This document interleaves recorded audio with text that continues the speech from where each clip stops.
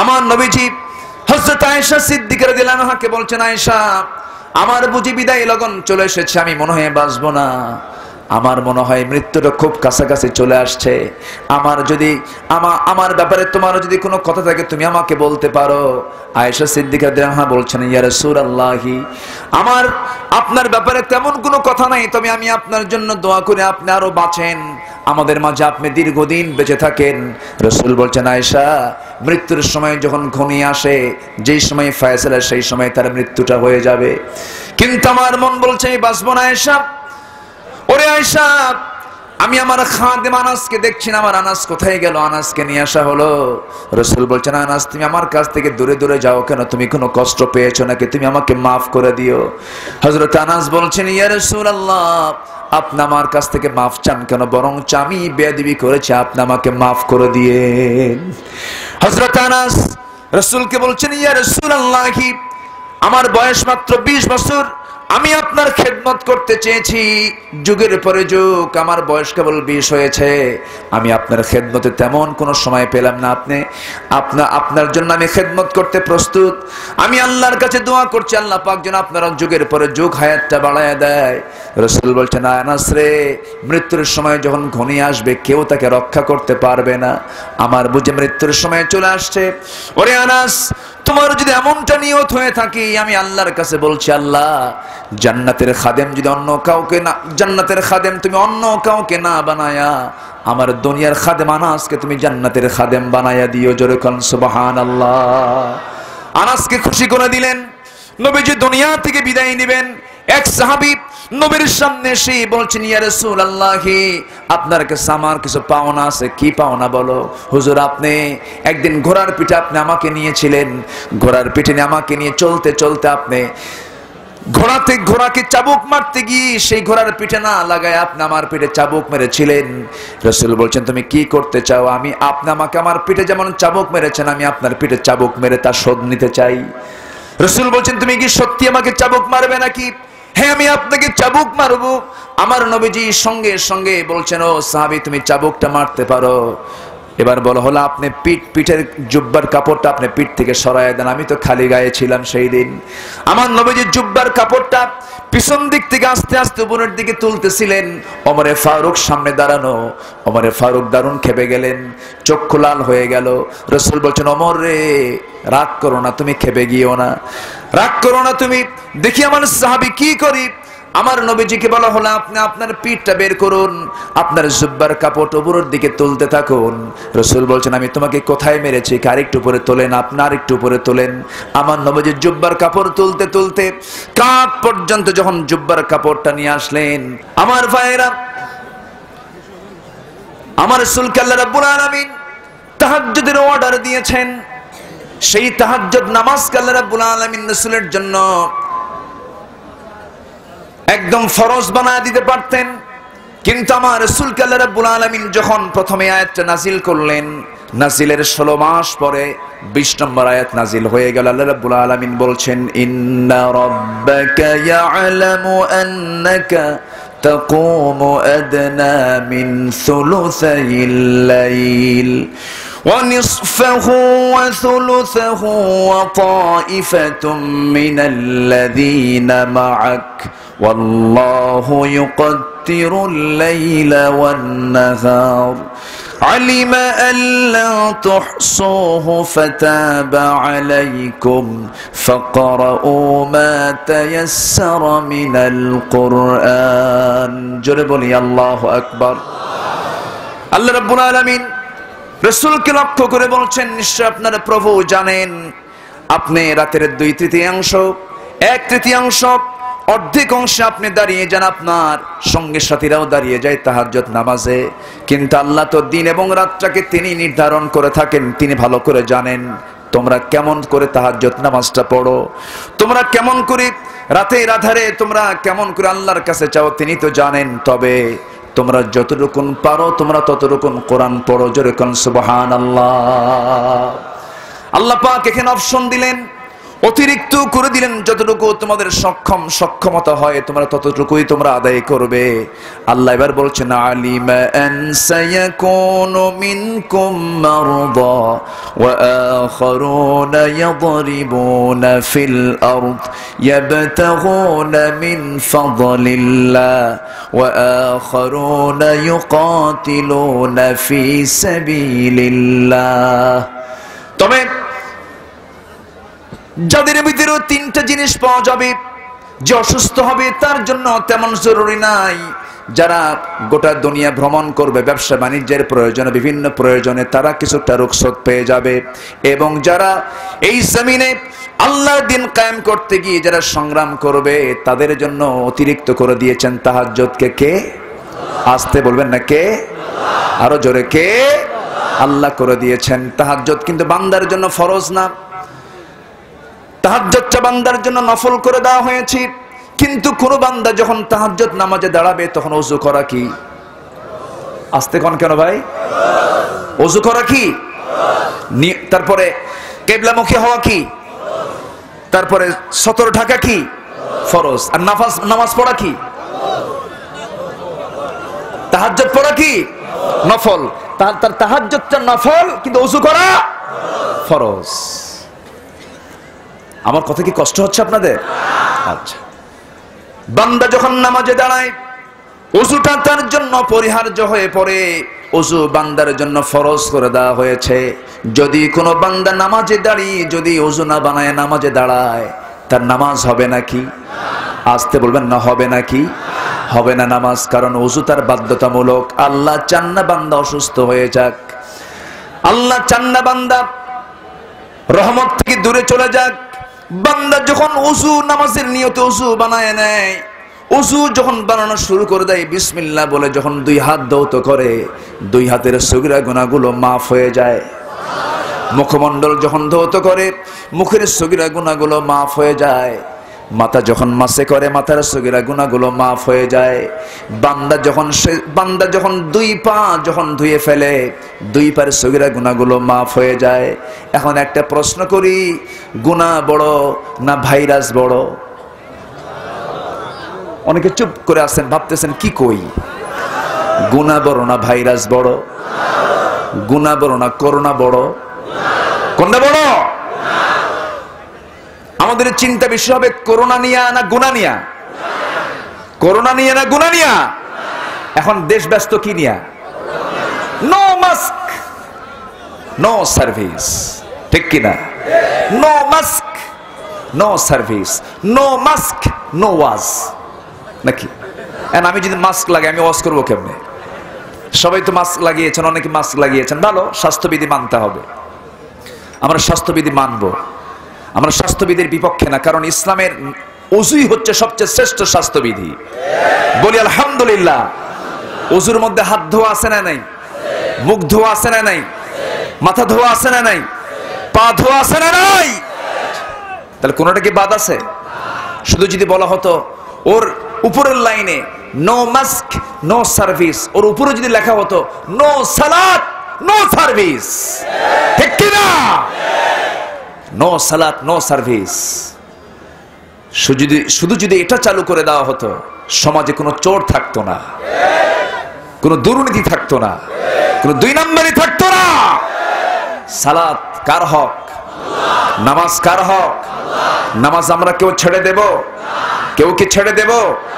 আমার নবীর জীবনে এক ওয়াক্ত নামাজ কাজা হয়েছে এমন রেকর্ড আছে? আমার নবীর জীবনে তিনি এক ওয়াক্ত নামাজ কাজা করেছেন এমন কোন রেকর্ড ছিল না। আমার নবীজি সবার আগে নামাজের খবর রাখতেন। কিসের খবর? নামাজের খবর। আমার নবীজি যুদ্ধের ডাক দিলেন।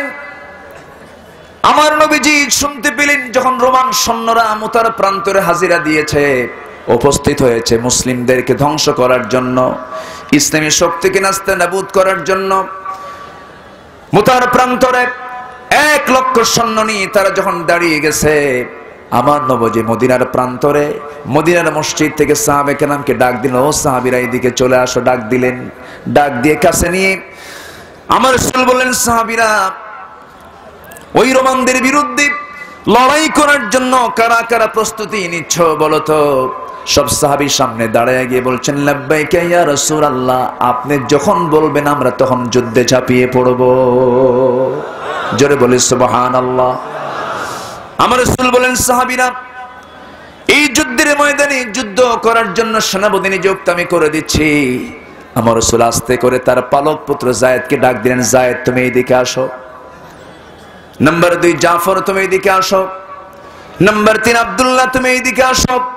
যায়েদকে আস্তে করে ডাক দিয়ে রাসূল তার বাম পাশে দাঁড় করায় দিয়ে বলছেন, সাহাবীরা, আমার এই যায়েদকে আমি মুতার যুদ্ধের 1 নম্বর সেনাপতি বানায়া দিলাম। আমার এই যায়েদ যদি যুদ্ধের ময়দানে শাহাদাত বরণ করে, পরবর্তী নেক্সট 2 নম্বর সেনাপতির দায়িত্ব পালন করবে আমার চাচাতো ভাই জাফর বিন আবু তালেব। এরপরে বলা হলো, এই যদি শাহাদাত বরণ করে, আমার জাফরও যদি দুনিয়া থেকে বিদায় নেয়, পরবর্তীতে সেনাপতির দায়িত্ব পালন করবে 3 নম্বর আমার আব্দুল্লাহ বিন রাওহা। এই 3 জনও যদি শহীদ হয়ে যায়, তোমাদের মধ্যে একজন তোমার সেনাপতি নিযুক্ত করে নিবা। আমার রাসূল যখন এই কথাটা বলে ফেললেন, সাহাবাদের মধ্যে কান্নার রোল পড়ে গেল। কিন্তু 3 জনের যে নাম ঘোষণা করা হয়েছে, তাদের চেহারায় হাসির ঝিলিক দেখা দিল। তারা হাসতেছিলেন। নিশ্চিত সাহাবীরা জানতে পারলেন 3 জনের একজনও বাঁচবে না, 3 জনই শহীদ হয়ে দুনিয়া থেকে বিদায় নেবেন। এমন সময় পিছন দিক থেকে মুনাফিকরা এসে বলল, ওই 3 জনকে বলল, শোনো জাফর, শোনো যায়েদ, শোনো আব্দুল্লাহ, জিহাদের ময়দানে তোমরা যেও না, কারণ নবীর মুখ থেকে বের হয়েছে তোমরা শহীদ হয়ে যাবে, তোমরা কিন্তু যুদ্ধে গেলেই মরে যাবা। 3 জন মুজাহিদ সঙ্গে সঙ্গে সিংহের মতো গর্জন দিয়ে বাতিলদের বিরুদ্ধে, মুনাফিকদের বিরুদ্ধে বলে ফেললেন, ও মুনাফিকের দলেরা, জেনে রেখে দিস, নাকের মধ্যে কিন্তু জান্নাতের গন্ধ পেয়ে গেছি। জোরে বলেন সুবহানাল্লাহ। এখনো সমাজে মুনাফিক আছে না নাই? আসতে বলবেন না, আছে না নাই? বাবা শোনা, ওইদিকে যাইও না, গন্ডগোল করো না বাবা, এরকম আছে না নাই? আছে না নাই? এই সমস্ত কথাগুলো হলো দুর্বল ইমানের কথা।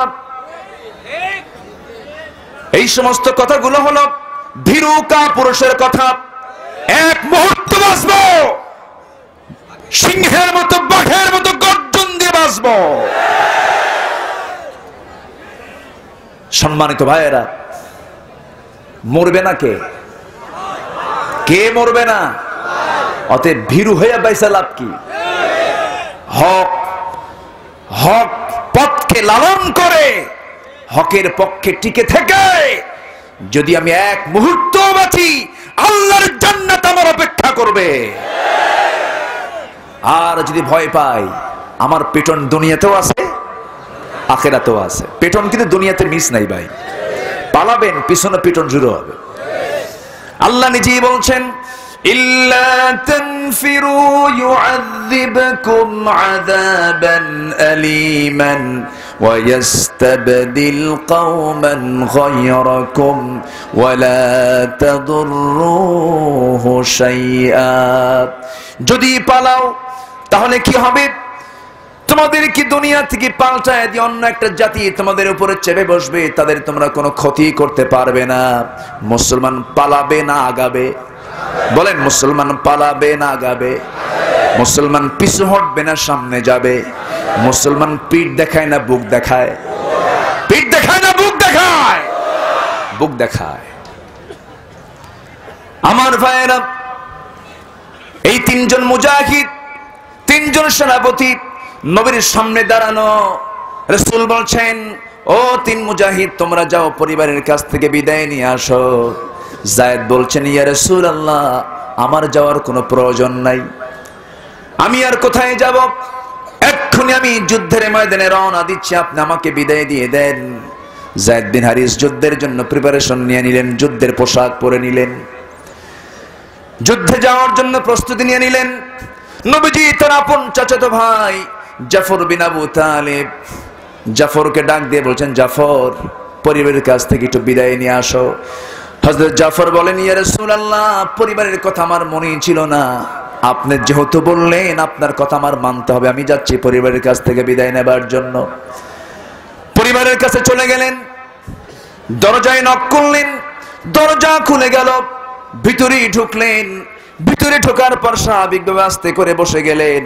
বাচ্চা ছেলে দুটা কোলের মধ্যে নিয়ে আদর করলেন, চুম্বন করলেন। কিছুক্ষণ পর স্ত্রীকে আস্তে করে ডাক দিয়ে বলছেন, স্ত্রী, আমি তোমার কাছ থেকে আজকে একদিন না, দুদিন না, 3 দিন 4 দিনের জন্য নয়, আজকে তোমার কাছ থেকে আমি চিরদিনের জন্য বিদায় নেবার জন্য এসেছি তোমার কাছে, আমাকে তুমি বিদায় দিয়ে দাও। স্ত্রীর চেহারা ভীত হয়ে গেল। স্ত্রী কেঁদে কেঁদে বলছেন, আমার স্বামী এমন করে আপনি আমাকে বলছেন কেন, আপনার কি হয়েছে বলুন। জাফর বিন আবু তালেব বলছেন, ও আমার স্ত্রী, আমি মুতার যুদ্ধের 2 নম্বর সেনাপতি নিযুক্ত হয়েছি, নাকের মধ্যে আমি জান্নাতের সুঘ্রাণ পেতেছি। একটু আস্তে কোন সুবহানাল্লাহ। জান্নাত কি সস্তা ভাই? আস্তে বলুন, জান্নাত কি সস্তা নাকি? যদিও পরিচিত কথা এগুলো, একটু ঘষা মাজা করে দিচ্ছি, আমাদের ইমানকে একটু চাঙ্গা করার দরকার আছে না নাই? আস্তে বলবেন না, আছে না নাই? সাহাবাদের ইতিহাস শুনলে পর ইমান মরে যায় না, চাঙ্গা হয়? চাঙ্গা হয়। এই জাফর বিন আবু তালিব স্ত্রীর সামনে এই কথা বলার সঙ্গে সঙ্গে স্ত্রী কেঁদে ফেলে বলছেন, আমার স্বামী গো, আপনি যুদ্ধে যাবেন, আমি আপনার স্ত্রীর যুদ্ধে যেতে আপনাকে কখনো বাধা দেব না। যুদ্ধে যান, যুদ্ধ করে আপনি শহীদ হয়ে নয়, গাজী হয়ে আপনি ফিরে আসেন আমাদের মাঝে। কারণ এই যে 2টা সন্তান, ছোট্ট ছোট্ট বাচ্চাগুলো, এরা এতিম হয়ে যাবে, কষ্ট হয়ে যাবে, আমি আপনার জন্য দোয়া করে আল্লাহ আপনাকে গাজী করে ফিরে আনুন। জাফর বিন আবু তালেবের জিহাদের নেশায় তিনি খেপে গেলেন, রেগে গেলেন। স্ত্রীকে বাম হাত ধরে টান দিয়ে বাম হাতটা টেনে নিয়ে বলছেন, স্ত্রী, তোমার হাতটা আমি ধরলাম, এই যে আমার তরবারি বের করলাম, তরবারি খাপ মুক্ত করে, কোষ মুক্ত করে তরবারির সোজা দিক দিয়ে না মেরে উল্টা দিকে আস্তে করে হাতে মৃদু আঘাত করলেন। আঘাত করার সঙ্গে সঙ্গে বলে ফেলেন, স্ত্রী, আমি তোমার হাতে যে তরবারি মারলাম, হাত কাটলো নাকি? না, হাত কাটে নাই। কেন কাটলো না? উল্টা করে মেরেছেন আমার স্বামী গো। জাফর বিন আবু তালিব বলছেন, তরবারির উল্টা দিকে আঘাত করার জন্য যেমন তোমার হাতটা কাটলো না, আমার জন্য আজকে তুমি যতই দোয়া করো, গাজী হয়ে ফিরে আসার উল্টা দোয়া আল্লাহর দরবারে মঞ্জুর হবে না। আল্লাহর দরবারে দোয়া মঞ্জুর হবে না, কারণ আমি শহীদ হয়ে যাব। আমার আগে একজন সেনাপতি, পরে একজন সেনাপতি, আমি শহীদ হয়ে যাব। আমাকে তুমি 1 দিন 2 দিনের জন্য নয়, চিরদিনের জন্য বিদায় দিয়ে দাও। তবে একটা কথা জেনে রেখে দিও, আমার স্ত্রী, আমার মন বলছে তোমার সঙ্গে আমার সাক্ষাৎ হয়ে যাবে জান্নাতের সিঁড়িতে।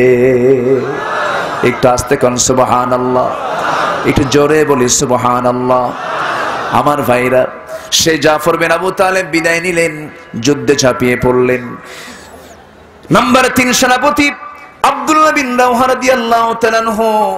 আব্দুল্লাহ বিন রাওহা রাদিয়াল্লাহু তাআলা আনহু যেদিন তিনি যুদ্ধে বিকাল বেলা যাবেন, দুপুর বেলা বিয়ে করেছেন, যুদ্ধের ডাক চলে আসছে।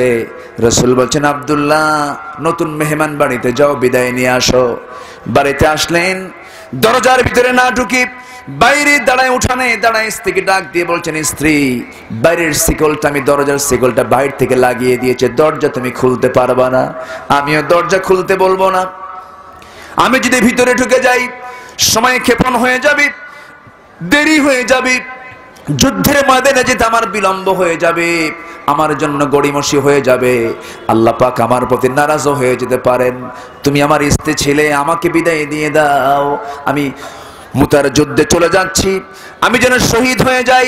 ভিতর থেকে স্ত্রী বলছেন, স্বামী গো, এমন স্বামী গ্রহণ করলাম, ভালো করে একটা নজর ভালো করে দেখতেও পারলাম না, একটাবার দরজাটা খুলে দিচ্ছি, আপনি একটু ভিতরে আসুন, আমি একটাবারের জন্য আমি আপনাকে দেখতে চাই। কেন দেখতে চাও তুমি বলো? দেখার কারণটা কি? স্ত্রী বলছেন, আল্লাহর কসম করে বলি, আপনার সঙ্গে আমি সময় নেই, আমি সময় ক্ষেপণ করব না, আমি কোনো প্রেম নিবেদনও করব না, যৌন কামনাও করব না, আমি আপনাকে একটাবার আমার নেক নজরে তাকাবো, চিনে নেব, যেন হাসরের ময়দানে অসংখ্য লোকের মাঝ থেকে আপনি আমার স্বামী হিসাবে আমি আপনাকে চিনতে পারি। এই কথা শোনার সঙ্গে সঙ্গে আব্দুল্লাহ চোখের পানি আটকাতে না পেরে স্ত্রীকে লক্ষ্য করে বলছেন, স্ত্রী, এমন নেক নিয়ত যদি তোমার হয়ে থাকে, তুমি যদি আর জীবনে কোনো স্বামী গ্রহণ না করো, হাসরের ময়দানে তোমার সঙ্গে আমার পরিচয় করে দেওয়ার দায়িত্ব পৃথিবীর কেউ নেবে না, আল্লাহ তোমার সঙ্গে আমার মোলাকাত করে দিবে। ওই যে কথা বললেন, সবার কাছ থেকে বিদায় নিলেন 3 সেনাপতি, যুদ্ধে ঝাঁপিয়ে পড়লেন। প্রথম সেনাপতি শহীদ হয়ে গেলেন, কালেমার ঝান্ডা দ্বিতীয় সেনাপতি হাতে নিলেন। জাফরও শহীদ হয়ে গেলেন, জাফরের ঝান্ডা হাতে নিলেন আব্দুল্লাহ বিন রাওহা, তিনিও শাহাদাত বরণ করলেন। শাহাদাত বরণ করার পর সেই সময় দিগ্বিজয় বীর খালিদ বিন ওয়ালিদ, যিনি 250 বেশি যুদ্ধ করেছেন, সেই বিশাল বড় যোদ্ধা খালিদ বিন ওয়ালিদ কালিমার ঝান্ডা যখন হাতে নিবেন, দূরে দেখছেন কে যেন কালিমার ঝান্ডা ধরে আছে, পথ পথ করে আকাশমুখী হয়ে উঠতেছে কালিমার পতাকা। কাছে গিয়ে দেখেন ওই জায়গায় কেউ ধরে নাই।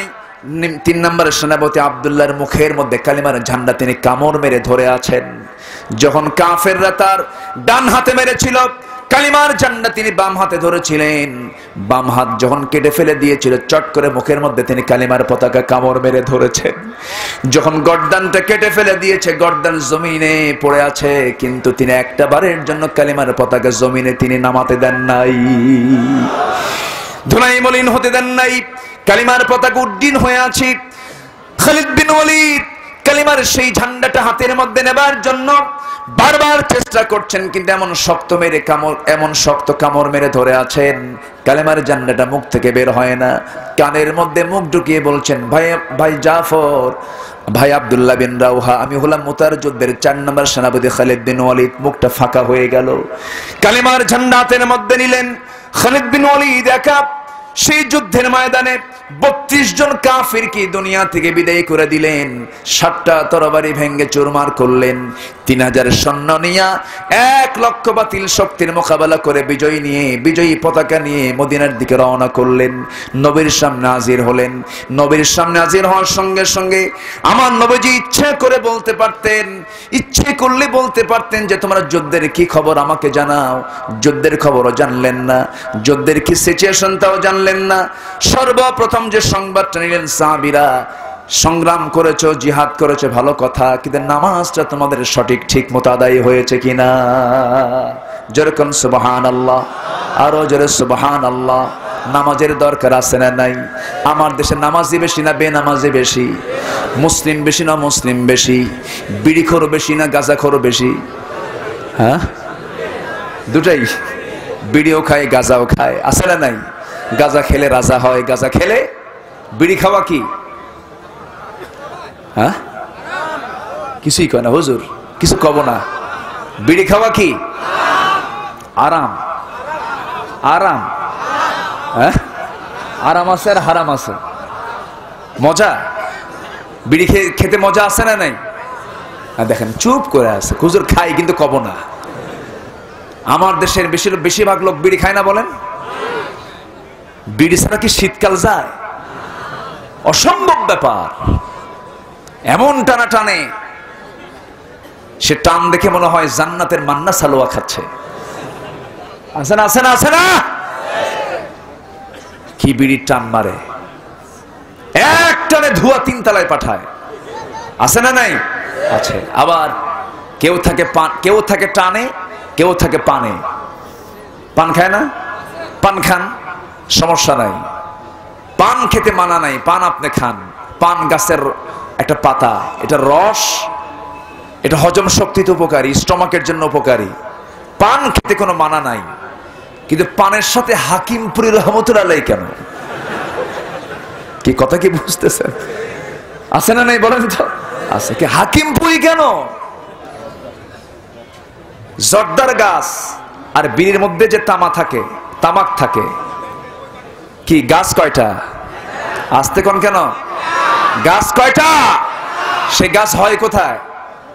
ওই যে কুষ্টিয়া। কুষ্টিয়া কোন দিকে? এই দিকে না? আচ্ছা, কুষ্টিয়া হয়, রংপুরে হয়। তাহলে গাছ একটা, খাওয়ার সিস্টেম কয়টা? বলেন, খাওয়ার সিস্টেম কয়টা? 2টা সিস্টেম। কেউ পুড়ে খায় আর কেউ ডাইরেক্ট মারে। কেউ কি মারে? ডাইরেক্ট মারে। না, তা করা যাবে না। পান আপনি খান, কিন্তু পান আপনি এত খেতে গিয়ে আপনি জর্দা খাবেন, এটা কেমন কথা? জর্দা খাওয়া যাবে না। আর পান কিছু কিছু লোক এত খায়, 2 গালে সর্বক্ষণ দিয়েই থাকে, মনে হয় আর জন্মই হয়েছে পান খাওয়ার জন্য। আছে না নাই বলেন তো? আছে। এগুলো করা যাবে না। আমরা নেশা থেকে দূরে থাকবো। জোরে বলি ইনশাআল্লাহ। মুখটাকে পরিষ্কার রেখেছেন সর্বক্ষণ মুহাম্মদ সাল্লাল্লাহু। আমার নবীর পকেটে 3টা জিনিস থাকতো। কয়টা জিনিস? তিনটা জিনিস। একটা হলো মিসওয়াক, আরেকটা হলো সুগন্ধি, আরেকটা হলো মিসওয়াক সুগন্ধি, আরেকটা হলো কি চিরুনি। আরেকটা কি? চিরুনি থাকতো। আমার নবীজির মাথার চুলগুলো ছিল ঝাঁকড়ানো, মাছ সিটি দিয়ে দুই দিকে ছেড়ে দিতেন। আবার আমার নবীজি ঘন ঘন আতর লাগাতেন, হাতের তালুতে নিতেন। আমার নবীজির হাতে এত পরিমাণ আতর থাকতো, কোন শিশুর মাথায় যখন হাত বুলায়া দিতেন গোটা শরীর তার সুগন্ধে ভরপুর হয়ে যেত। আমার নবীজি আতর দিতেন। আতর দিলে স্মৃতির শক্তি কমে না বাড়ে? আসতে বলবেন না, কমে না বাড়ে? স্মৃতিশক্তি বেড়ে যায়। আতর দিলে পরে মেধা বেড়ে যায়। আতর দিলে পরে ব্রেন ঠান্ডা থাকে। বিড়ি খেলে পরে মাথা কি হয়? বুদ্ধি নাকি খোলে? বুদ্ধি খোলে। বুদ্ধি যখন না থাকে তখন একখান টান মারলে নাকি বুদ্ধি খুলে যায়। এরকম আছে না নাই? আছে। আমার নবীর পকেটে তিনটা জিনিস থাকতো। তিনটা জিনিসই হলো সৌভাগ্যের, তিনটা জিনিস হলো পরিচ্ছন্নতার প্রতীক। তিনি আতর ব্যবহার করতেন, তিনি মেসওয়াক দিতেন। এত পরিমাণে তিনি মেসওয়াক ইউজ করতেন, নবীজির দাঁতের উপরের যে চামড়াগুলো মাঝে মাঝে ছিলে যেত। আর মাঝে মাঝে রাসূল বলতেন, আমার উম্মতের যদি কষ্ট না হতো, আমার উম্মতের জন্য আমি মেসওয়াকটাকে ওয়াজিব বানায়া দিতাম। কি বানায়া দিতাম? ওয়াজিব বানায়া দিতাম। আমার নবীজির জীবনের শেষ আমল ছিল মেসওয়াক করে রাসূল দুনিয়া থেকে বিদায় নিয়েছেন। আয়েশা বর্ণিত হাদিস, একটা লম্বা হাদিস। আমার নবীজি যখন দুনিয়া থেকে বিদায় নেবেন, বিদায় লগন যখন চলে আসলো, আমার নবীজি দুনিয়া থেকে বিদায় নেবেন, বিদায়ের সময় যখন চলে আসলো রবিউল আউয়াল মাস, নবীজি ধীরে ধীরে অসুস্থ হয়ে পড়ছেন। সাহাবায়ে কেরামের কাছ থেকে তিনি বিদায় নিচ্ছেন, সবার কাছ থেকে পর্যায়ক্রমে বিদায় নিচ্ছেন। আমার নবীজি কঠোর মন না নরম মন? বলেন, কঠোর মন না নরম মন? আমি কি শেষ করে দেব? যে দু একজন করে যে ওঠে, হ্যাঁ শাহাদত ভাই, ওই যে দু একজন করে যে ওঠে, হাজার হাজার মানুষের মধ্যে দু একজন তো উঠতে পারে, তবে ওঠাটা কিন্তু ভালো না। আপনার ওঠাতে আরেকজন উঠতে চায়, আপনি উঠবেন না, মেহেরবান। যদি হ্যাঁ খুব যদি চাপ থাকে সেটা ভিন্ন কথা, কারণ শীতকাল তো কোনো ঘাম টাম নাই, যাওয়ার রাস্তা তো একটাই। একটু কষ্ট, কারণ সমস্যাও। আমি কতক্ষণ আটকাবো, কারণ শেষ ক্লাস তো, শেষের ক্লাসটা খুব কঠিন ব্যাপার। একটু বসেন, আর কিছু সময় আমি কথা বলবো যদি আপনি শুনতে চান। শুনতে রাজি আছি তো? সবাই শুনতে রাজি আছি? যেই দেশে ওয়াজ মাহফিল হবে সেই দেশে নাটক, সিনেমা, থিয়েটার চলতে পারে না, ঠিক কি না? কিন্তু দুঃখ লাগে, আমার দেশে ওয়াজ মাহফিলের কমিটির সভাপতি আবার ছাত্র কমিটির সভাপতি হয়। আছে না নাই? মসজিদ কমিটির সভাপতি কিছু সুদখোর আছে না নাই? আমার দেশে নাই, এই এলাকায় নাই মনে হয়। এলাকাতেও আছে? আছে, আছে। পাবনাতে আছে? সুদের ধারে পাশে যাওয়া যাবে? আসতে বলবেন, সুদের ধারে পাশে যাওয়া যাবে? সুদ আছে যেখানে, জোরে জোরে জোরে জোরে, সুদ আছে যেখানে, সবার মনে থাকবে।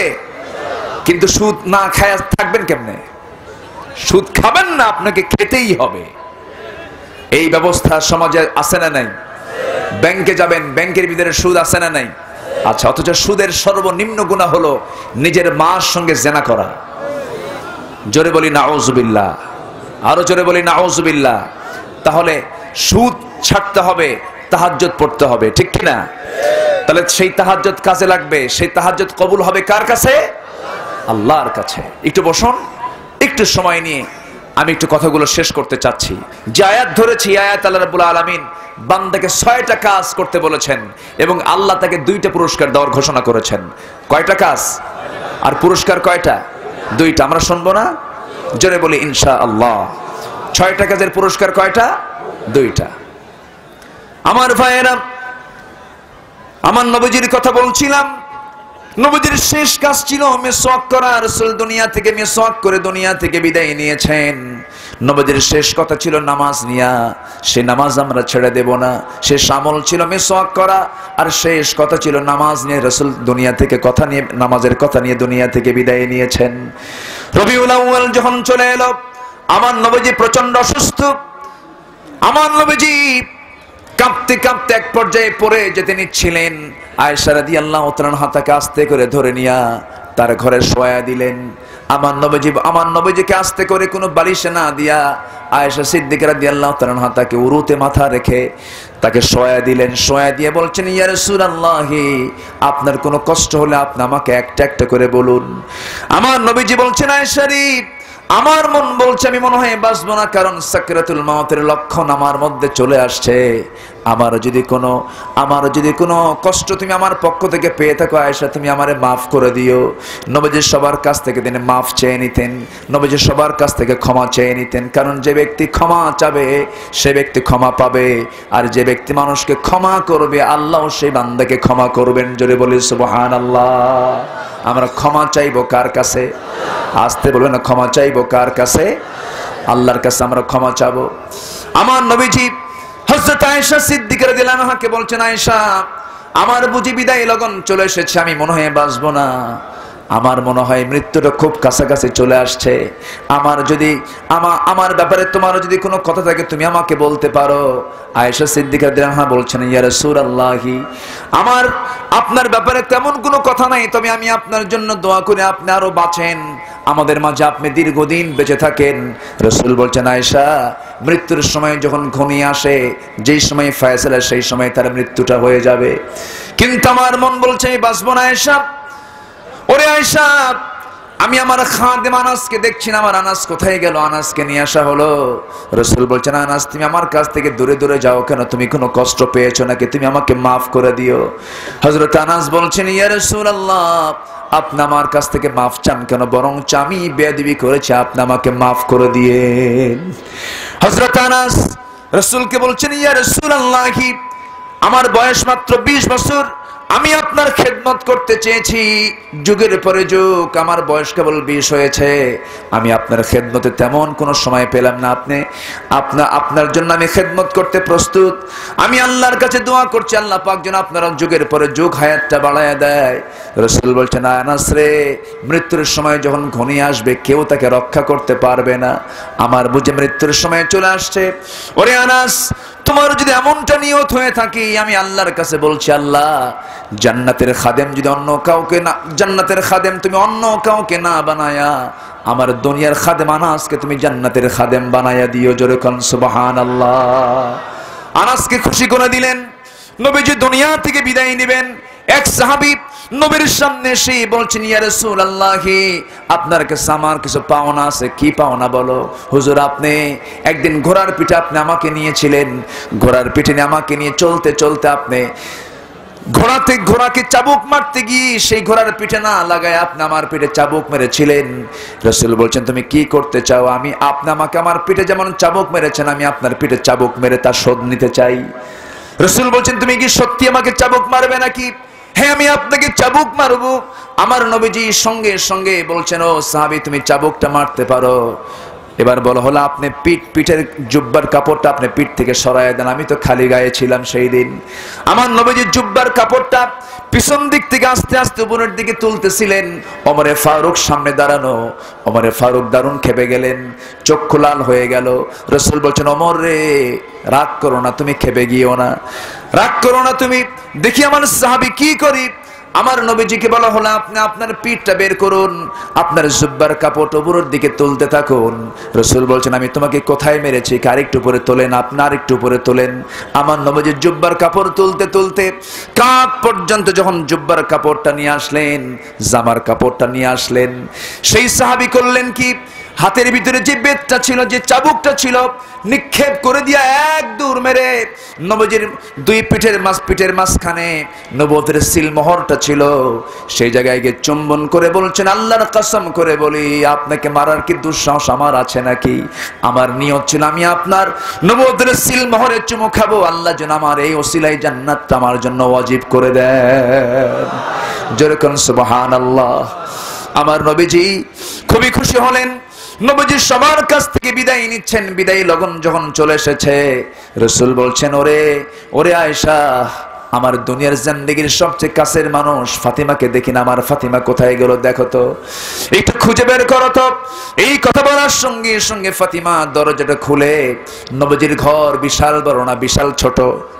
বলেন বলেন বলেন বলেন। খুবই ছোট্ট একটা ঘর। নবীজি যখন ঘরের মধ্যে ঢুকতেন সোজা হয়ে খাড়া হতে পারতেন না, ছাদটা তার মাথার সঙ্গে ঠেকে যেত। যখন তিনি ঘুমিয়ে পড়তেন মাথা ঠেকতো এক দেওয়ালে, পা ঠেকতো আরেকটা দেওয়ালে। অথচ সে রাসূলের সম্মান আল্লাহ রাব্বুল আলামিন এত বানায়া দিয়েছেন। আল্লাহ পাক বলছেন, হে রাসূল, আপনি যদি উহুদ পাহাড়টা সোনা বানায় নিতে চাইতেন আমি আপনার জন্য উহুদ পাহাড় আমি সোনা বানায়া দিতাম। জোরে কোন সুবহানাল্লাহ, আরো জোরে সুবহানাল্লাহ। আমার নবীজি দুনিয়া থেকে বিদায় নেবেন, ফাতিমা ছোট্ট ঘরের দরজা দিয়ে ভিতরে ঢুকলেন। আমার নবীজির শুধু একটা স্ত্রীর ঘরে কাঠের দরজা ছিল, সেই দরজা খুলে ফাতিমা ভিতরে ঢুকলেন। আমার নবীকে দেখা মাত্রই ফাতিমার কান্না থামে না। ফাতিমা কাঁদতে কাঁদতে অস্থির হয়ে যাচ্ছেন। নবীজি ফাতিমার কান্না দেখে সহ্য করতে না পেরে আস্তে করে তাকে কাছে টেনে নিয়া কানের মধ্যে মুখ ঢুকায় দিয়ে বলছেন, ও ফাতিমা, তুমি আর কেঁদো না, কান্নার দিন শেষ হয়ে যাচ্ছে। আমি দুনিয়া থেকে বিদায় নিচ্ছি, কিছুক্ষণের মধ্যে আমার জান কবজ হয়ে যাবে। ফাতিমা, চিন্তা করো না, চিন্তা করো না। আমি যেমন দুনিয়াতে তোমাকে আগলে রেখেছি, আমি যেমন দুনিয়াতে তোমাকে কাছে কাছে রেখে দিয়েছি, তোমাকে একদিন না দেখলে আমি অস্থির হয়ে যেতাম। তুমি চিন্তা করো না ফাতিমা, আমার বিদায় হওয়ার সঙ্গে সঙ্গে তোমারও দুনিয়া থেকে বিদায় হয়ে যেতে হবে, তোমারও মৃত্যু হয়ে যাবে। এই কথা শোনার সঙ্গে সঙ্গে ফাতিমার কান্না বন্ধ হয়ে গেল। ফাতিমা মুস্কে মুস্কে হাসি মারলেন। আমার নবীজি তাকে সান্ত্বনা দিলেন। আমার নবীজির ইন্তেকালের 6 মাস পরে ফাতিমা দুনিয়া থেকে বিদায় নিয়েছিলেন। সেই ফাতিমার যখন বিদায় লগন যখন চলে আসে, ফাতিমা রাদিয়াল্লাহু তাআলা আনহা দুনিয়া থেকে বিদায় নেবেন। স্বামীকে ডাক দিয়ে বলছেন, ও স্বামী, দুনিয়া থেকে আমি বিদায় নিচ্ছি। আমি আপনাকে বলে দিচ্ছি, দিনের বেলা আপনি আমাকে জানাজা দিবেন না, রাত্রেবেলা কয়েকজনকে সঙ্গে করে নিয়ে আমার জানাজা দিয়ে দিবেন। কারণ পুরুষ মানুষ জানাজায় আসবে, আমি মহিলা মানুষ, আমার পর্দার খেলাফ হবে। আমার আকারটা বুঝতে পারবে, আমার স্ট্রাকচারটা বুঝতে পারবে, এমন আমার পর্দার খেলাফ না হোক। এই কথা বলে ওসিয়ত করে ফাতিমা দুনিয়া থেকে বিদায় নিলেন। রাতের আধারে আবু যর গিফারী রাদিয়াল্লাহু তাআলা আনহু নামে একজন সাহাবী নবীর কাছে, নবীর জামাইয়ের বাড়িতে চলে আসলেন। হযরত আলীর দরজায় এসে করাঘাত করছেন, ডাক দিচ্ছেন গভীর রাতে। দরজা খুলে গেল। দরজা খোলার সঙ্গে সঙ্গে আলী বলছেন, আবু যর, এত রাতে তুমি আমার কাছে আসছো কেন, আমার দরজায় করাঘাত করছো কেন? আবু যর কাঁদতে কাঁদতে বলছেন, ওরে ভাই আলী, রাসূল আমাকে স্বপ্নের মধ্যে জানালেন তোমার স্ত্রী ফাতিমার দুনিয়াতে বেঁচে নাই, তোমার স্ত্রী ফাতিমার দুনিয়াতে বেঁচে নাই। আমাকে আসতে বলে আমি এসেছি, ফাতিমার কবর খনন করতে হবে, আর রাসূল আমাকে দায়িত্ব দিয়েছেন। আবু যর গিফারী কবর খনন করার জন্য গেলেন। কবর খনন শুরু করলেন। কবর খনন করতে গিয়া, কোদাল মারতে গিয়ে আবেগ আপ্লুত হয়ে কবর খনন যখন শেষ হয়ে যাচ্ছে, পাগলের মতো কবরকে লক্ষ্য করে বলছেন, কবর, তোর মধ্যে আজকে ফাতিমার মতো নারীকে রেখে যাচ্ছি, হাসান হোসেনের মা দামি একজন নারীকে রেখে যাচ্ছি, জান্নাতের সমস্ত নারীদের সর্দারিনী খাতুনে জান্নাত ফাতিমাকে রেখে যাচ্ছি। কবর রে, সাবধান করে দিচ্ছি, তুই যেন এই ফাতিমার সঙ্গে বেয়াদবি না করিস। বারবার বলছেন কবরকে লক্ষ্য করে। ভিতর থেকে মানুষের মতো আওয়াজ বের হচ্ছে আর বলতেছে, ওরে আবু যর গিফারী, তুমি আমাকে কি সবক দিচ্ছ, তুমি আমাকে কি নসিহত করছো?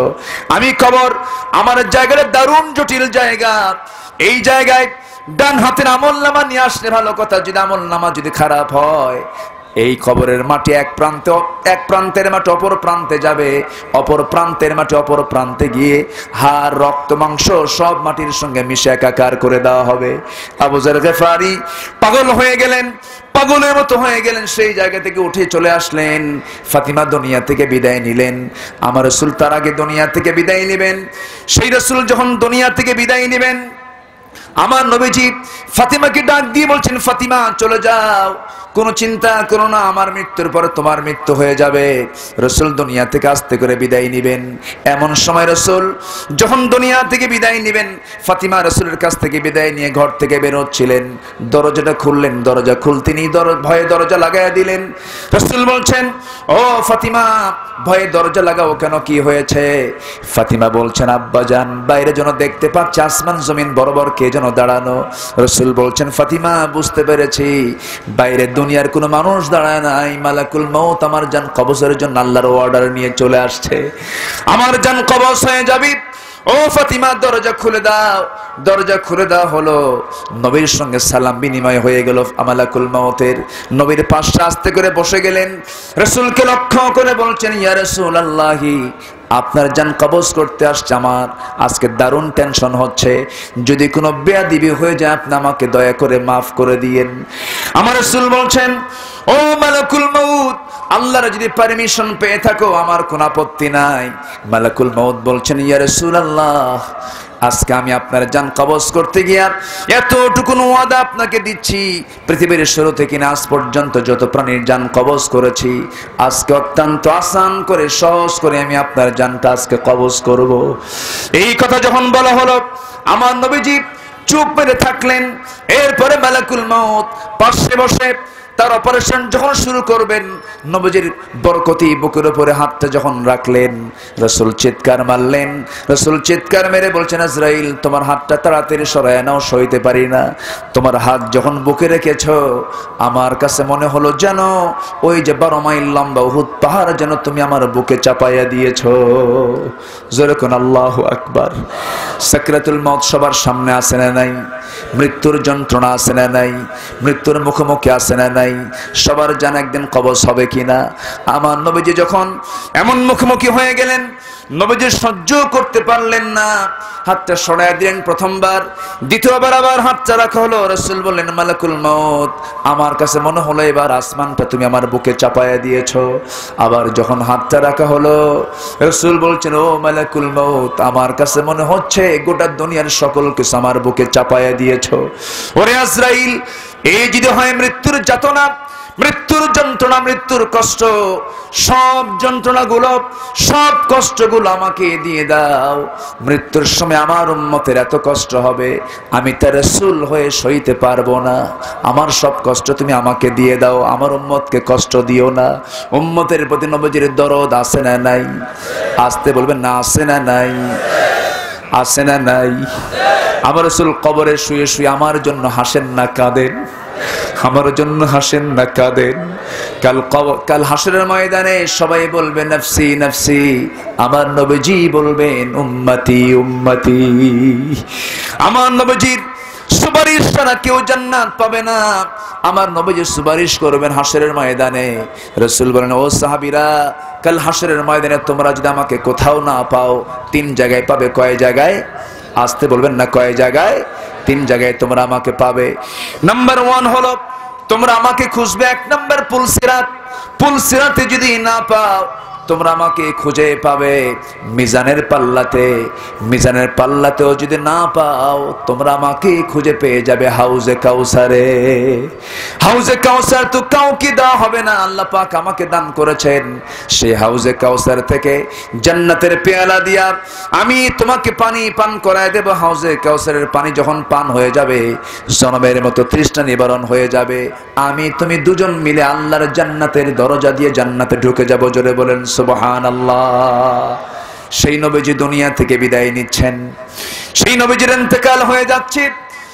মায়েশা বর্ণিত হাদিস, আমার নবীর সামনে মায়েশা বসে আছেন। রাসূল যখন দুনিয়া থেকে বিদায় নেবেন, মায়েশা বলেন, রাসূল আমাকে আস্তে করে ডাক দিয়ে বলছেন, আয়েশা, একটা হাদিস কোট করে নাও, আমার উম্মতকে জানিয়ে দিও, আমার উম্মতরা যেন কখনো 5 ওয়াক্ত নামাজ না ছেড়ে দেয়। জোরে বলি সুবহানাল্লাহ। 5 ওয়াক্ত নামাজ পড়তে রাজি আছেন কারা কারা? 5 ওয়াক্ত নামাজ আমরা কেউ ছেড়ে দেব? আসতে বলেন, ছেড়ে দেব। বলি ইয়া আল্লাহ, ইয়া রহমান, ইয়া রহিম, ইয়া হাইয়্যু, ইয়া কাইয়্যুম। আমাদেরকে 5 ওয়াক্ত সালাত আদায় করার তৌফিক তুমি আল্লাহ দিয়া দাও। জোরে বলি আমিন। আরো জোরে আমিন, আরো জোরে আমিন। সূরা মুজাম্মিলের শেষ আয়াত 20 নম্বর আয়াতে 6টা অর্ডার। কয়টা অর্ডার? 6টা কাজের নির্দেশ দিচ্ছেন কে? 1 নম্বর হলো ফাকরাউ মা তায়াসসারা মিনহু, তোমরা কোরআন পড়ো, তোমার যা সহজ মনে হয় সেই তেলাওয়াতটা তুমি করো। আমরা কি সবাই কোরআন পড়তে রাজি আছি? সবাইকে আমরা কোরআন পড়বো? অনিয়মিত না নিয়মিত? অনিয়মিত না নিয়মিত? নিয়মিত আমরা কোরআন শিখবো, কোরআন পড়বো। সন্তানকে মাদ্রাসায় পাঠাবো। এখন অনেক ধনীর সন্তান, অনেক ধনী পরিবারের সন্তানকে এখন মাদ্রাসায় দিচ্ছে। কেন জানেন? বৃদ্ধাশ্রমে কোন আলেমের পিতা বৃদ্ধাশ্রমে থাকে না, কোন বড় বিখ্যাত কোন আলেমের মা বৃদ্ধাশ্রমের শেল্টার তাদের হয় না। বৃদ্ধাশ্রমে সেই সমস্ত বাপ মা অবস্থান করে যাদের সন্তানগুলো হয়েছে প্রগতির নামে, যারা হয়েছে ডাক্তার, ইঞ্জিনিয়ার, জজ, ব্যারিস্টার, ওদের বাপ মার দেখার সময় হয় না। এরকম এরকম নিকৃষ্ট জঘন্য সন্তান নামের কলঙ্ক কিছু সন্তান আছে না নাই? আসতে বলবেন না, আছে না নাই? অথচ আল্লাহর হক আদায়ের পর পৃথিবীতে আল্লাহ পাক যার হক আদায় করতে বলেছেন তিনি দুজন মানুষ, তারা একজন হচ্ছেন মা, আরেকজন কে? আরেকজন কে? বাবা। বাবার দাম বেশি না মায়ের দাম বেশি? ভালো করে বলবেন। আমরা কিসের জাত? আমরা যারা বসে আছে আমরা কি? বাবা। তো বাবার দাম কম না? বাবার দাম বেশি না মায়ের দাম বেশি? হ্যাঁ না, ওয়াজ হবে না, আমি চলে যাই, আপনার উল্টা পাল্টা বলতেছেন। আমরা আমাদের পক্ষে কথা বলবো, আপনি আরেকজনের পক্ষে কথা বলতেছেন কিশোর। সবাই বলুন, বাবার দাম বেশি না মায়ের দাম বেশি? বাবার। বাবার। বাবার। শ্বাসেকা বাবার দাম বেশি, মায়ের হকটা বেশি। সুবহানাল্লাহ বলেন। ভাগাভাগি হয়ে গেল না? বাবার মর্যাদা বেশি। পরিবারে গন্ডগোল লাগছে, পরিবারের বিচারক কে হবে, মা না বাবা? তাহলে বিচারকের দাম কম হয় না বেশি হয়? আচ্ছা, আব্বা আম্মা দুজন নামাজে দাঁড়ায় গেছে, দুজনই ইমাম, দুজনই মুসল্লি, তারা নামাজ পড়বে, দুজন জামাতে নামাজ পড়তে নিয়েছে। এখন ইমাম হবে কে, মা না বাবা? তাহলে ইমামের দাম বেশি না মুসল্লির দাম বেশি? বলেন। তাহলে আমরা মুসল্লির জাত না ইমামের জাত? আমরা কিসের জাত? ইমামের জাত। কিন্তু আজকে আমরা সবাই হয়ে গেছি, বলেন হ্যাঁ, আমাদের ইমাম কি পুরুষ না মহিলা? আমাদের ইমাম কি পুরুষ না মহিলা? ইচ্ছাই হোক আর অনিচ্ছাই হোক, পুরুষ না মহিলা? আলহামদুলিল্লাহ। হ্যাঁ, আমরা আছি কোথায়? অথচ কোন পয়গম্বরের জীবনে এমন ছিল না। একজন পয়গম্বরের কথা মনে হলো, বলবো, যে পয়গম্বরের রাগ ছিল খুব বেশি। বলেন কে? দেখছেন, এক মানে কথাতেই বুঝে নিয়েছেন যে পয়গম্বর আল্লাহর সঙ্গে সরাসরি কথা বলেছেন। তিনি কে? তিনি কে? অডিও কল না ভিডিও কল? ভালো করে কোন? আল্লাহর সঙ্গে কথা বলেছেন অডিও কল না video call? Audio call. Audio কথা হতো কিন্তু ভিডিও হয় নাই। একদিন বলেন, আল্লাহ শুধু অডিও কল মারো, একটু ভিডিও কল মারো আমারে। সুবহানাল্লাহ বলবেন না? শুধু অডিও কল হয়, শুধু কথা হয়, কিন্তু দেখা হয় না, এটা কেমন কথা? আল্লাহ বলেন, দেখা হবে, আকর্ষণ জান্নাতে দেখতে পাবা। জোরে কোন সুবহানাল্লাহ, জোরে বলি সুবহানাল্লাহ। মুসা বলেন, আল্লাহ শোনো, জান্নাত তো বহুদূর, মরার পর আমি তোমার একটু দেখবই, দেখতেই চাই। আল্লাহ বললেন, দেখতে যদি চাও, আমি তো তোমাকে চূড়ান্ত কথা বলে দিলাম, লান তারানি, আমাকে কখনোই দেখতে পাবে না। তিনি বলেন, না, তুমি যতই লান কও আর লাম কও, আমি চেষ্টা করি। উনি ছিলেন একটু ভিন্ন প্রকৃতির নবী, যা বলতেন করে ছাড়তেন। আল্লাহ বললেন, তুমি আসো তুর পাহাড়ে। তুর পাহাড়ের নাম শোনা মাত্রই মুসা আলাইহিস সালাতু ওয়াস সালাম মুসকে মুসকে হাসেন। আল্লাহ বলছেন, মুসা তুমি হাসো কেন? আল্লাহ, তোমার কারবার দেখে হাসি কেন? বাড়ি হলো আমার এই জায়গায়, যে পাহাড়ের নাম নিলে সেই পাহাড় আমার বাড়ি থেকে 800 মাইল দূরে, তা উঁচু পাহাড়, তোমার মতলব ভালো না। যেরকম সুবহানাল্লাহ। আল্লাহ বললেন, আসো তুমি তুর পাহাড়ে। তিনি দৌড় মেরে তুর পাহাড় পর্যন্ত গিয়েছিলেন, কিন্তু আল্লাহকে দেখতে পেয়েছিলেন? আল্লাহকে দেখতে পেয়েছিলেন?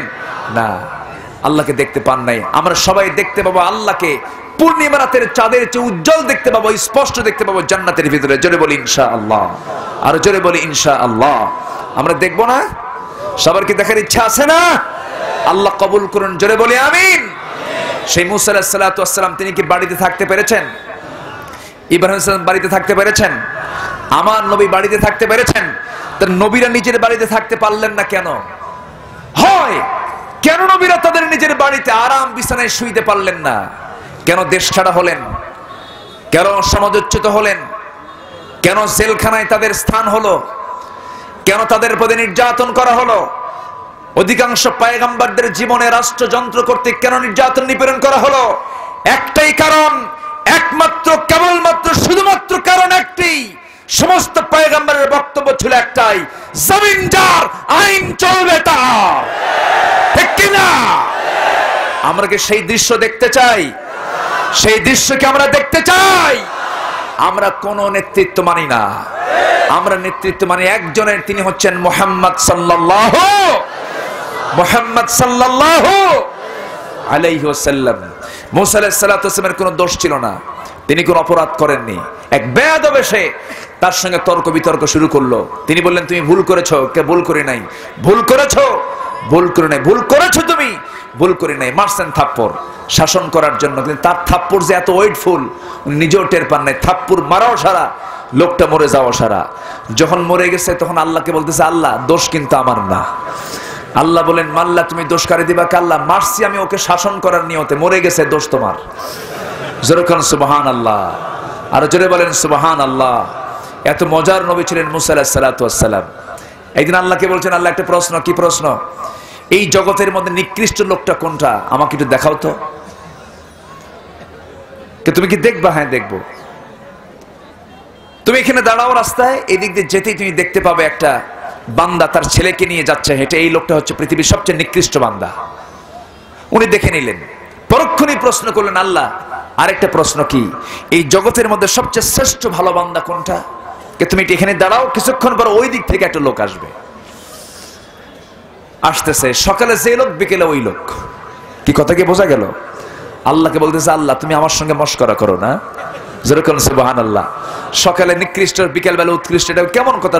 ব্যক্তি একজন, সকালে একরকম, বিকেল আরেক রকম, কারণটা কি?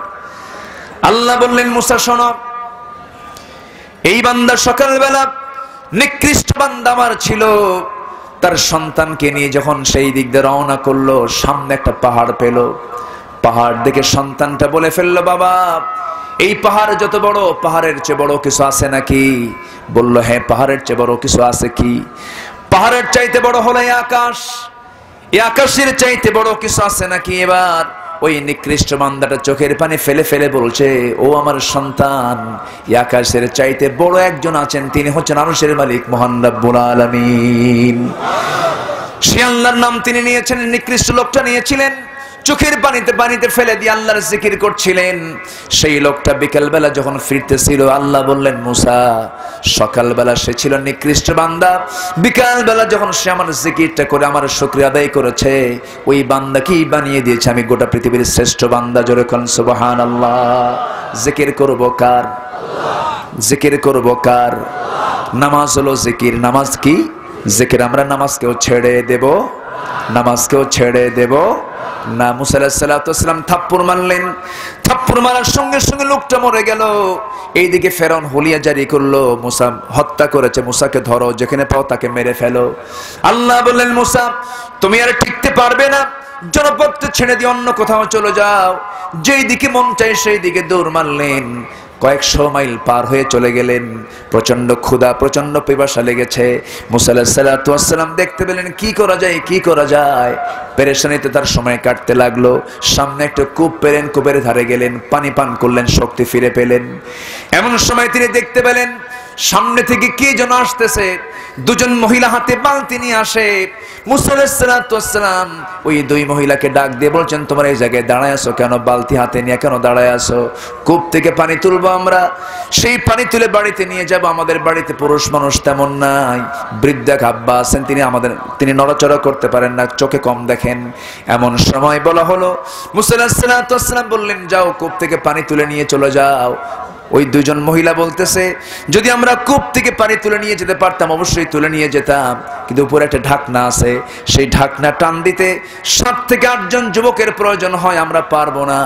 সব পুরুষ মানুষ যখন পানিগুলো নিয়ে চলে যাবে তখন আমরা সেখান থেকে অবশিষ্ট পানি তুলে নিয়ে বাড়ির দিকে চলে যাব। মুসা আলাইহিস সালাতু ওয়াসসালাম মনে মনে চিন্তা করলেন, বেচারি দারুণ কষ্ট করছে, দুজন মহিলা মানুষ, দেখি আমি কিছু হেল্প করতে পারি কিনা। মুসা আলাইহিস সালাতু ওয়াসসালাম বলেন, ঠিক আছে, বালতিটা হাতের মধ্যে দাও আমাকে। যখন তার হাতে যখন বালতি দেওয়া হলো, কূপের ধারে চলে গেলেন, কেউ নাই। মুসা আলাইহিস সালাতু ওয়াস সালাম কূপের ঢাকনার মুখে হাত দিলেন, বাম হাতে ধরে এমন জোরে ফিকে মারলেন, ছিটকে পড়লো 14 হাত দূরে। দুই মহিলা থরথর করে কাঁপে আর মনে মনে কয় মানুষ অন্য কিছু। যেরকম সুবহানাল্লাহ। নবীদের গায়ে শক্তি কম না বেশি? আসতে বলেন, শক্তি কম না বেশি? নবীদের চেহারার সৌন্দর্য সবচেয়ে কম না বেশি? আল্লাহ পাক সমস্ত পয়গম্বরদেরকে সব দিক থেকে শক্তিশালী করেছেন। আল্লাহ পাক আমার রাসূলের মধ্যে দিয়েছেন 40 জন পুরুষের সমান শক্তি। যেরকম সুবহানাল্লাহ। কয়জন পুরুষ? কেউ কেউ বলেছেন 100 জন পুরুষের সমান শক্তি দেওয়া হয়েছিল। মুসা আলাইহিস সালাতু ওয়াস সালাম বালতিতে পানি ভরায় দিয়ে বললেন, শোনো মহিলা, এই যে পানি তোমাকে দিলাম, এই বালতি নিয়ে সোজা তোমরা বাড়িতে চলে যাও। পুরুষ মানুষ বাইরে থাকবে, মেয়েদের বাইরে বেশিক্ষণ থাকতে নেই, থাকা লাগে না। কিন্তু আজকে দুঃখজনক হলেও সত্য, আমার দেশে বাইরে অবস্থান পুরুষের বেশি না মহিলার বেশি? আজ থেকে মানে পুরুষ বেশি না মহিলা বেশি? প্রধানমন্ত্রী মহিলা না পুরুষ? স্পিকার পুরুষ না মহিলা? শিক্ষা পুরুষ না মহিলা? আস্তে কর, পুরুষ না মহিলা? আমার বাড়ির বউ পুরুষ না মহিলা? আলহামদুলিল্লাহ। মহিলা ছাড়া কোনো গতি নাই, মহিলা লাগবে, মহিলার প্রয়োজন আছে। কিন্তু মহিলাকে মহিলার জায়গায় থাকতে হবে, পুরুষকে পুরুষের জায়গায় থাকতে হবে। আমার বন্ধুগণ, মুসা আলাইহিস সালাতু ওয়াস সালাম বললেন, যাও, সন্ধ্যার পরে বেশিক্ষণ থাকতে নেই, চলে যাও বাড়িতে। বাড়িতে পাঠায় দেওয়া হলো। পরের দিন সকালবেলা বৃদ্ধ লোকটা বলছে, মা, তোমরা যে গতকালকে পানি আনতে গিয়ে খুব দ্রুত পানি আনলে, এর কারণটা কি? আব্বা, একজন যুবককে দেখেছিলাম, খুব শক্তিশালী যুবক। সেই যুবকটা দেখলাম এক চান্সে আমাদেরকে পানি তুলে আমাদেরকে সহযোগিতা করলো। বৃদ্ধ লোকটা বলতেছে, শোনো, আগামীকালকেও তোমরা ওই জায়গায় পানি আনতে যাবি এবং ওই যুবককে আমার পক্ষ থেকে সালাম জানিয়ে বলবে সে যেন অবশ্যই আমার সঙ্গে সাক্ষাৎ করতে আসে। আমি তাকে সালাম জানিয়েছি, আমি তাকে দাওয়াত দিয়েছি। এটা তার কাছে এসে বলল, ও যুবক, আব্বা তোমাকে সালাম জানিয়েছেন, তোমাকে আমার বাড়িতে দাওয়াত, তুমি যাবে নাকি? মুসা আলাইহিস সালাতু ওয়াস সালাম মনে মনে চিন্তা করলেন, অচেনা জায়গা, কেউ আমাকে চেনে না, এই জায়গায় একটা পরিচয় হলে তো ভালোই হয়, একটা পারিবারিক পরিচয় পেলে তো ভালোই হয়। মুসা আলাইহিস সালাতু ওয়াস সালাম রাজি হয়ে গেলেন। তিনি বলছেন, আমি তো যাব, কিন্তু তোমাদের বাড়িতে আমি চিনি না, আমি কেমনে যাব? এবার মহিলা বলতেছে, শোনেন, বাড়ি চেনার জন্য আপনার কোনো টেনশনের দরকার নাই, আমি চলবো সামনে সামনে, আপনি আমাকে পিছে ফলো করে আসবেন, আমার পিছে পিছে আপনি আসবেন। মুসা আলাইহিস সালাতু ওয়াস সালামের চক্ষুটা বড় হয়ে গেছে, লাল হয়ে গেছে। মহিলা থরথর করে কাঁপে আর বলে, আপনি খেপে গেছেন কেন, রেগে গেছেন কেন? মুসা আলাইহিস সালাতু ওয়াস সালাম বললেন, তুমি মহিলার সামনে হাঁটবা আর আমি একজন পুরুষ মানুষ, আমি পিছে পিছে হাঁটবো, এমন জাত আমি মুসা না। জোরে কান সুবহানাল্লাহ, আরো জোরে সুবহানাল্লাহ। মুসা আলাইহিস সালাতু ওয়াস সালাম বললেন, শোনো, তোমার সতর হলো মাথা থেকে পা পর্যন্ত তোমার সতর, আর আমার সতর হলো নাভি থেকে হাঁটুর নিচ পর্যন্ত। আর পুরুষ কখনো পিছে চলতে পারে না, পুরুষ থাকবে সামনে সামনে। আমি যদি তোমার পিছে থাকি, তোমার দিকে আমার নজর চলে যাবে, তোমার নিতম্বের দিকে আমার নজর চলে যাবে, তোমার দেহের দিকে আমার নজর চলে যাবে, আমার চোখের গুনাহ হয়ে যাবে। আমি চলবো সামনে সামনে, তুমি থাকবে পিছে পিছে। মহিলা মনে মনে কয়, আহারে, গতকালকে দেখলাম শক্তিশালী যুবক, আজকে দেখি চরিত্র ভালো। মনে মনে একটু পছন্দ হয়ে গেছে মহিলার। মেয়েদের জন্য দুইটা জিনিস পছন্দ, মেয়েরা চরিত্রবতী মেয়েরা পুরুষের দুইটা সৌন্দর্য পছন্দ করে, একটা হলো চরিত্র সুন্দর, আর একটা হলো কর্মঠ। আরেকটা কি? কর্মঠ। এই দুইটা জিনিস মেয়েরা পছন্দ করে। যারা চরিত্রবতী নারী, তাদের কাছে এই দুইটা জিনিস পছন্দ। মুসা আলাইহিস সালাতু ওয়াস সালামের এই চরিত্র তার পছন্দ হলো। মুসা আলাইহিস সালাতু ওয়াস সালাম রওনা দিলেন। তিনি পিছনে থাকলেন না সামনে গেলেন? বলেন বলেন বলেন বলেন। আমরাও পিছে থাকবো না, সামনে যাব। কিন্তু আমরা এখন কোথায় আছি? আলহামদুলিল্লাহ। কি বলবেন বলেন? আমরা সামনে না পিছনে? পিছনে। আমরা পিছনে চলে আসছি। আমরা ইমাম ক্লাস পর্যন্ত ঠিক করতে পারলাম না, তবে সামনে ঠিক হয়ে যাবে। জোরে বলি ইনশাআল্লাহ, আরো জোরে বলি ইনশাআল্লাহ।